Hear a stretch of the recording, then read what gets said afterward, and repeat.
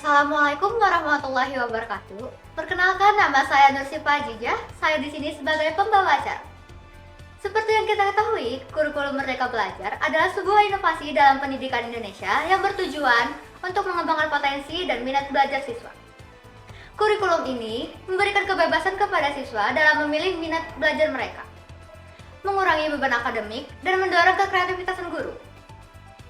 Hari ini saya akan mewawancarai beberapa siswa dan siswi yang akan menyampaikan pendapat mereka mengenai kurikulum Merdeka Belajar. Implementasi kurikulum Merdeka Belajar untuk satuan pendidikan di semua jenjang sudah mulai diterapkan. Hal itu dilakukan demi terwujudnya sumber daya manusia unggul di masa mendatang. Kemdikbudristek Dikti terus melakukan sosialisasi terhadap implementasi kurikulum Merdeka Belajar untuk satuan pendidikan di semua jenjang. Nantinya, kurikulum tersebut akan diterapkan mulai sekolah dasar hingga sekolah menengah atas sederajat. Memasuki tahun ajaran baru 2022-2023 di Banyuwangi, Jawa Timur juga mulai menerapkan implementasi kurikulum Merdeka Belajar. Dalam kurikulum Merdeka Belajar, guru diwajibkan memiliki keleluasaan untuk memilih berbagai perangkat ajar, sehingga pembelajaran dapat disesuaikan dengan kebutuhan belajar dan minat peserta didik. Kurikulum Merdeka Belajar adalah kebijakan pengembangan yang menjadi langkah untuk mentransformasi pendidikan demi terwujudnya sumber daya manusia unggul Indonesia yang memiliki profil pelajar Pancasila. Guru juga diharuskan bisa membuat proyek untuk menguatkan pencapaian profil pelajar Pancasila yang dikembangkan berdasarkan tema tertentu yang ditetapkan oleh pemerintah. Proyek tersebut tidak diarahkan untuk mencapai target capaian pembelajaran tertentu sehingga tidak terkait pada konten mata pelajaran. Selain itu, dengan kurikulum Merdeka Belajar, para peserta didik semakin berkualitas. Implementasi kurikulum Merdeka, ya istilahnya atau IKM, saat ini memang sedang diimplementasikan di Kabupaten Banyuwangi bahkan di seluruh Indonesia di tahun pelajaran 2022-2023 ini. Substansi dari IKM, kurikulum Merdeka, pembelajaran harus mengacu kepada karakteristik siswa. Maka pembelajaran guru itu harus menyesuaikan dengan potensi dan masalah yang dimiliki oleh anak. Dari Banyuwangi, Jawa Timur, Rizky Hidayat, National TV melaporkan. Lalu bagaimanakah pendapat dari para siswa mengenai kurikulum Merdeka tersebut? Nama saya Clarissa Jepanka Boru Pangaribuan. Nama saya Davaris Kanarta Wibowo. Ya, nama saya Muhammad Farizal Halim. Nama saya Alek. Apakah Anda setuju dengan diterapkannya kurikulum Merdeka? Ya, saya setuju. Tidak. Ya, saya setuju. Tidak. Apa pandanganmu terhadap kurikulum Merdeka? Pandangan saya tentang kurikulum Merdeka ini, pandangan saya terhadap kurikulum Merdeka yaitu dapat memajukan dan mengembangkan kreativitas siswa dan inovasi siswa dalam metode pembelajarannya. Dapat meningkatkan kreativitas siswa terhadap lingkungan sekitar. Menurut saya, kurikulum Merdeka memiliki tujuan positif untuk meningkatkan kreativitas, keterampilan, dan pemikiran inovatif siswa.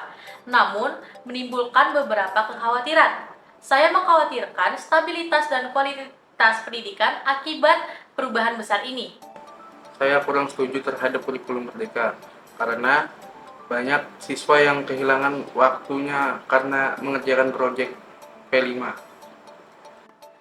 Kurikulum Merdeka memberikan implementasi yang terburu-buru sehingga menyebabkan kesenjangan akses pendidikan dan menimbulkan kesulitan bagi para guru untuk menyesuaikan diri dalam perubahan tersebut. Apakah kita memerlukan kurikulum Merdeka? Ya, perlu. Tidak sepenuhnya diperlukan. Menurut saya, kita belum memerlukannya. Perlu, karena itu kan memberikan kebebasan kepada sekolah dan guru dalam menyesuaikan minat bakat siswa dalam metode pembelajarannya. Karena menurut saya, sistem pendidikan yang masih ada sudah cukup baik, dan perubahan besar bisa menimbulkan gangguan, kesulitan bagi para pengajar, dan ketidakpastian terhadap nilai akhir pendidikan. Karena kurikulum yang sebelumnya masih cukup nyaman dipakai untuk siswa-siswa seperti saya sekarang. Kita bisa mengetahui bakat minat siswa tersebut untuk memilah kreativitas pada siswa tersebut. Apakah pergantian ini tidak terlalu cepat? Kesannya seperti ganti menteri, ganti kurikulum. Tidak, karena tidak terlalu cepat karena kurikulum merdeka ini adanya perkembangan sistem pendidikan di Indonesia. Contohnya perkembangan teknologi dan ilmu pengetahuan. Dalam ada pergantiannya menteri itu kan biasanya ada perubahan dalam proses pendidikan atau metode pembelajarannya. Dan dengan kurikulum merdeka ini juga biasanya sekarang dapat yaitu memajukan kreativitas dan inovasi siswa dalam metode pembelajaran tersebut. Cukup cepat. Karena kurikulum sekarang membuat saya shock. Karena pergantian kurikulum ini tidak memberikan cukup waktu bagi para pendidik untuk mempersiapkan diri, memahami, dan mengimplementasikan kurikulum yang baru dengan baik. Hal ini dapat menyebabkan kebingungan antara guru dan siswa. Saya sebelumnya menggunakan K13 dan sekarang menggunakan kurikulum merdeka.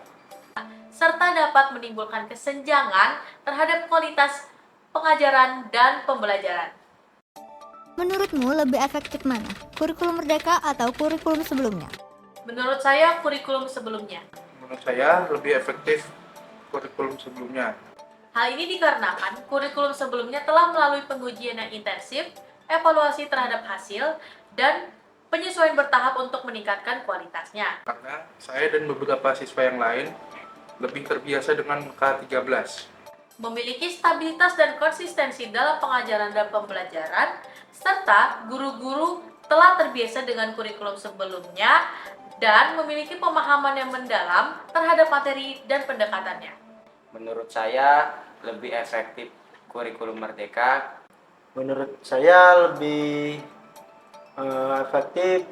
efektif kurikulum merdeka yang sekarang karena kurikulum merdeka ini mengacu siswa-siswa untuk berpikir jernih terhadap lingkungan sekitarnya. Dengan ada kurikulum merdeka yang sekarang, siswa dapat memilih bakat yang ditentukan oleh guru dan sekolah. Apa saja perubahan yang timbul dengan adanya P5?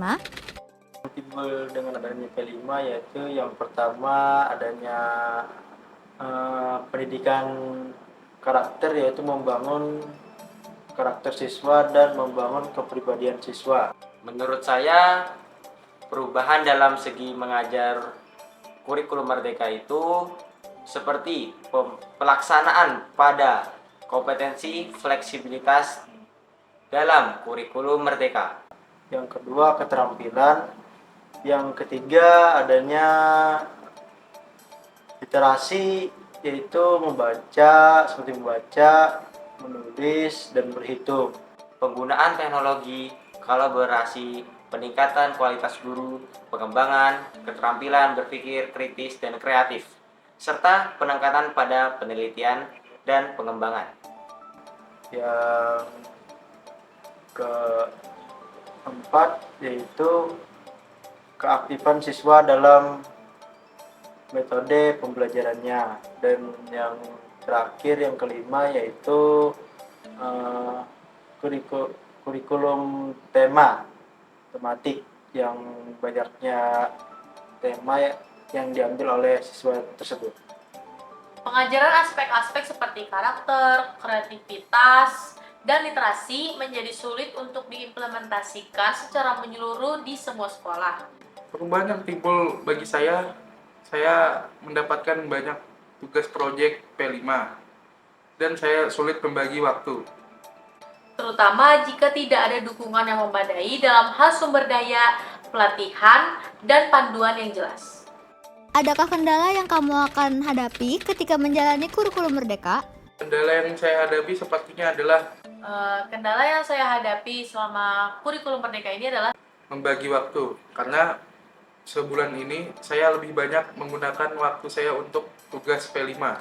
saya harus menyesuaikan kembali dengan kurikulum sebelumnya, terutama dalam mengerjakan tugas, saya lebih mementingkan kreativitas dalam pengerjaannya seperti pembuatan proyek, dan itu memerlukan cukup banyak waktu. Ya, menurut saya ada beberapa kendala saya hadapi ketika adanya kurikulum merdeka ini. Yang pertama, mungkin termasuk pemantauan progres dan evaluasi standar yang konsisten antara siswa dan guru dari berbagai latar belakang. waktu yang ya mungkin tidak cukup sehingga terbagi dengan tugas yang lain. Serta kebutuhan penyesuaian dari guru-guru dan institusi pendidikan untuk menyokong keberhasilan setiap siswa secara individual. Bagaimana kamu beradaptasi dengan cepatnya perubahan sistem pendidikan ini? Yaitu dengan keterbukaan perubahan yang mengikuti perubahan yang akan kita ikuti sekarang yang masa terkini. Cara saya beradaptasi dengan kurikulum merdeka ini dengan cara memanajemen waktu, belajar literatur. Dan kita juga harus mengikuti pembelajaran pada masa saat ini. Seperti kita harus semangat belajar dan mengikuti hal aktivitas yang lain-lain. Saya beradaptasi dengan memperbaharui pengetahuan saya, Fokus pada pengembangan keterampilan dan belajar mandiri. Menurut saya terus memperbarui dan mengembangkan pengetahuan saya untuk mencakup perubahan-perubahan baru dan sistem pendidikan yang ada di Indonesia. dengan informasi terbaru tentang perubahan dalam sistem pendidikan. Dengan mencermati dan mempelajari perubahan tersebut, saya dapat menyampaikan perubahan yang terkini kepada pengguna mengenai berbagai pendekatan, kebijakan, atau perubahan dalam dunia pendidikan. Baik, itu adalah beberapa pendapat dari siswa dan siswi mengenai kurikulum merdeka. Dari beberapa pendapat tersebut, dapat kita ketahui masih ada beberapa siswa-siswi yang kurang setuju dengan adanya kurikulum merdeka belajar. Beberapa pula berpendapat bahwa kurikulum merdeka belajar sangatlah efektif karena dapat memberikan kebebasan kepada siswa dalam memilih minat dan bakat serta mendorong kreativitas guru. Sekian dari saya. Wassalamualaikum warahmatullahi wabarakatuh.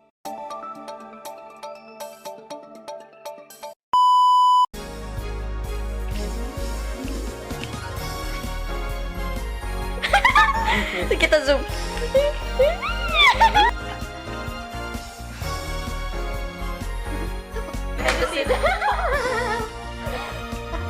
Inilah pembawa acara kita pada malam ini. Hai guys. Dadah. Dadah. It's alright. Sampai jam ini udah hampir jam 9:30.